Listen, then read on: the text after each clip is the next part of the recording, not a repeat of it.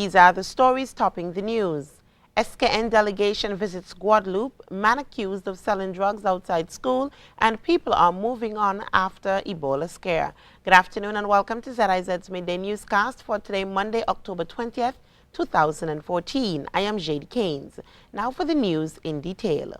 A 5-member delegation comprised of government officials and hoteliers visited neighboring island of Guadeloupe earlier this month. The trip was arranged at the behest of the management teams of the Christophe Harbour Hotel and Marina on St. Kitts, as well as Tamarind Cove, which is located on Nevis. Special advisor in the Ministry of Tourism and International Transport, Cedric Liebert, who coordinated the trip, explained why the group traveled to Guadeloupe. We went to Guadeloupe as a request from the two companies, Christophe Harbour in St. Kitts and the Tamarind Cove in Nevis.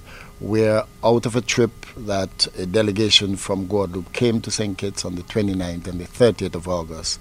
They were impressed with some of the things and wanted to build partnership with Guadeloupe on certain things. For instance, they wanted to look at the marina in Guadeloupe. They wanted to look at a French bakery. They wanted to have a link where we want to link St. Kitts in a regatta between St. Kitts, Nevis and Guadeloupe, and also the catering school. They wanted some more information on the catering school in Guadeloupe. During a meeting with Mayor of Bastille, Guadeloupe, Marie-Louise Penchard, positive strides were made in strengthening ties between the St. Kitts and Nevis economy and between St. Kitts and Nevis and Guadeloupe, as Mr. Liebert explained. We were able to visit all the sites that I've just mentioned and also the business houses. Along with that, we were able to meet with the mayor of Bastille in Guadeloupe, and we were able to discuss with her the possibility of how can we link Bastille in Guadeloupe and Bastille in St. Kitts to have the two cities being twinned, and also to encourage the regatta. After our discussion with her, she indicated and invited St. Kitts and Nevis to send a formal proposal so that we could have that discussion, and from a government-led end they will be able to move that forward. Mr. Liebert, who is a former Minister of Tourism, also held discussions to explore the possibility of opening up sea and air travel between the countries. Regular cultural and educational exchanges between the territories were addressed as well. The 5-member delegation left St. Kitts for Guadeloupe on October 5th. They returned 3 days later on October 8th. We'll have more on the St. Kitts-Nevis delegation's trip to Guadeloupe in the news tomorrow. We'll tell you then what the representatives of Christophe Harbour and Tamarind Cove had to say about the trip, as well as they're describing it as successful. Acting Permanent Secretary in the Ministry of Finance on Nevis, Colin Dorr, says the island's economy has begun to show signs of a turnaround after it was negatively affected by the global financial meltdown of 2008.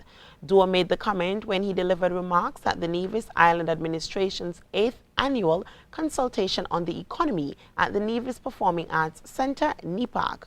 All economic indicators are now trending upward, and there are encouraging signs in the key economic sector, which forms the pillar of our economy, he said, adding that expanded opportunities are therefore achievable in our quest to bring prosperity and equity for all. The Permanent Secretary went on to indicate that fiscal expansion, real sector growth, job creation, debt sustainability, and statistical data revolution were at the forefront of the expanded opportunity. Meantime, Dorr revealed that construction remained a key area which supported job creation. He said the construction sector continues to be robust and shows signs of steady growth, resulting mainly from the first-time homeowner program and the flow of foreign direct investment through the citizenship by investment projects. In the area of debt management, Dorr told stakeholders at the consultation that realizing controllable levels of debt was important. The Nevis Island Administration's consultation on the economy was held on October 16th under the theme Expanding Opportunities for Prosperity and Equity. The 5th annual Latin Festival gets underway today with a week of activities. Member of the Latin Festival Organizing Committee, Altonia Springer, was featured as a guest on ZIZ's Upfront when she revealed this year's events. On Monday, 20th of October, there's the movie presentation will be at the Caribbean Cinemas. Caribbean Cinemas is one of our sponsors, which is the name of the movie is Cassie Trenti. On Tuesday, we have the Latin Fever Night, where there will be giveaways. It's the promotional night. That is going to be Tuesday at Vibes Beach Bar. On Wednesday, 22nd October 2014, at 1 p.m., this is the art gallery presentation. So the group Havana and Compass, they will be coming and they will be actually performing, introducing their paint work and everything, their artwork, you know, showing us our kitchens, everything, how things are done in their culture. Perfect. This is going to be at the Marriott Hotel lobby, and this is open to the general public. Springer said her committee will exceed expectations as the festival is in its 5th year. She then revealed the activities for Thursday and Friday. On Thursday now, this is a special art gallery and an art workshop, which will be at 17 degrees. These are for students. Wow, that's good. Yeah. So we're actually choosing one student from each school, which will come and be represented, and to get like a hands-on training in getting painting done. Then in the evening, we have the second movie presentation, which is for Lotto Men at the Caribbean Cinemas. Perfect. On Friday at 1 p.m., this is going to be Latin Festival warm-up. Latin Festival is expected to culminate with Latin Fiesta on Sunday, October 26th. Springer said the excitement will intensify as the date draws near. Now on Saturday is generally, there's a dance workshop that's going to be at the Marriott Plaza, and that is free. On the big event on Sunday, there's a dance competition. The first prize is $1,000. Wow. We move now to news on the regional scene. A man who is suspected of selling drugs outside Golden Grove Primary School in Antigua has been charged and is expected in court today. 48-year-old Henry Baird was arrested around 3 p.m. on Friday and later charged with possession of cannabis and possession with intent to sell the Class B drug to others. Observer Media understands that police had the man under surveillance for several weeks while he was doing his business near the school. On Friday, they followed him home, where they executed a search warrant and found him with 35 grams of cannabis. The Guyanese man had allegedly already packaged the illegal substance into 41 Ziploc bags for distribution. The total street value of the drugs is $410. Since the quantity of drug is less than 5 pounds, Baird's case would be tried by a magistrate, and he can either be jailed for a maximum of 2 years or fined. Authorities at the Wellness Center in St. Lucia have called for family support in accepting patients who are discharged from the mental health institution. The Wellness Center is currently observing Mental Health Month under the theme Living with Schizophrenia. Cecile Actil has the details. Authorities say schizophrenia is a serious mental health issue on the island.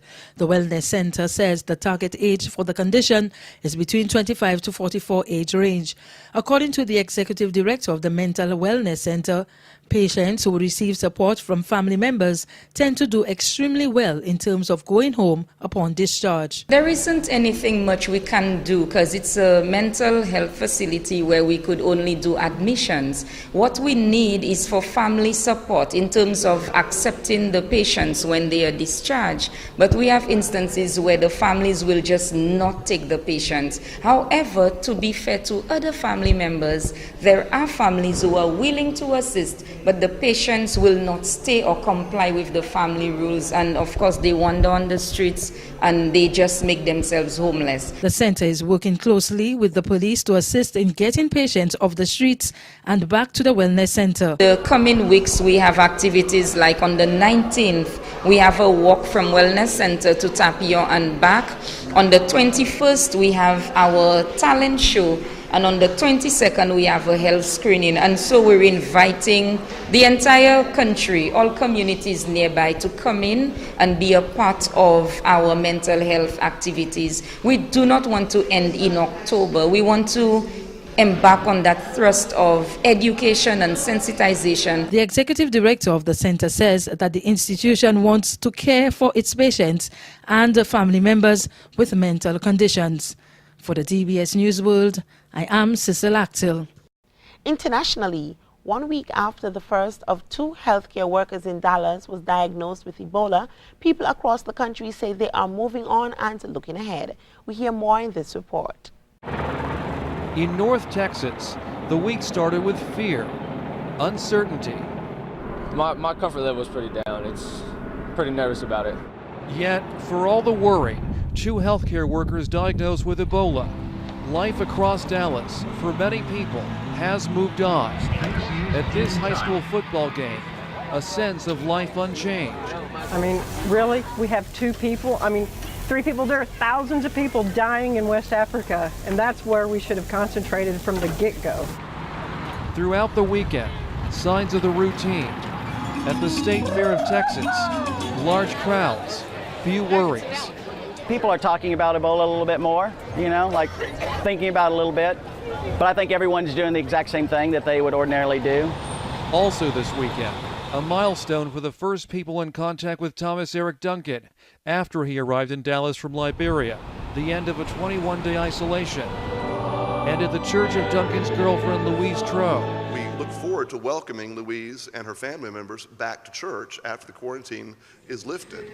Prayers and hopes for healing. Here, life goes on. Even though we had a terrible thing happen in our community, and not only did 1 man die, but also 2 others were infected, it is stopped in its tracks at this point. A return to life as it was, as a city looks ahead. Alex Sands, The Associated Press, Dallas. Nigeria could follow Senegal in being declared free of Ebola. The World Health Organization is expected to make the announcement if no new cases are reported there. However, that will not ease the pain of people who have lost loved ones to the virus. Al Jazeera's Haru Mutasa reports from Lagos. Justina Ejalonu became a nurse because she wanted to help people. But the last person she tried to save had Ebola, and she became infected. She was 30 years old and pregnant with her first child. Her husband can't accept that she's dead. Why did she leave me? This was not our plans. We had so many things we wanted to achieve. We had so many dreams we wanted to do together, and I feel lost. I feel left alone.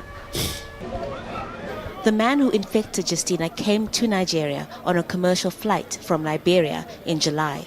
He collapsed at the airport in Lagos and was taken to the hospital where she worked. He was Nigeria's first Ebola case in the current epidemic, the index patient. Government officials say 8 people have died from Ebola, most of them health workers. Measures were put in place by the government to try and contain the virus, such as screening at border posts and airports. It's a process everyone has to go through. This machine checks your body temperature. If it's 38 degrees Celsius or higher, the machine will beep. You'll then be asked a few questions like which countries you've traveled to recently. The World Health Organization says the country can be declared free of Ebola after 6 weeks without any new cases. That's twice as long as the maximum incubation period for the disease. There was relief and excitement in Nigeria. Some of these health workers helped trace potential patients. They also did thousands of daily follow-up visits. It's good news, but Nigerian officials are warning people to still be cautious, even though the president has already announced the country is Ebola-free. It's not yet over until it's over, and that means it has to be over in Liberia, over in Guinea, over in Sierra Leone, and in fact anywhere before we can be relaxed. He does not constitute any... This certificate issued by the government says Dennis is Ebola-free. It's an achievement that he's not yet ready to celebrate. He says it won't bring back his wife. It's not been easy. Haru Mutasa, Al Jazeera, Lagos. And now the weather. Today we will see pleasantly sunny skies with temperatures reaching a high of 30 degrees and a low of 25 degrees. Winds are expected to blow from the east-northeast at 12 miles per hour. This evening's sunset will be at approximately 5:43 p.m. along with clear skies and winds blowing from the east-northeast. That's it for ZIZ's Midday Newscast. Do join us at 6:30 and 7 p.m. when we present our major news package. I have been your presenter, JD Keynes. Have a great afternoon.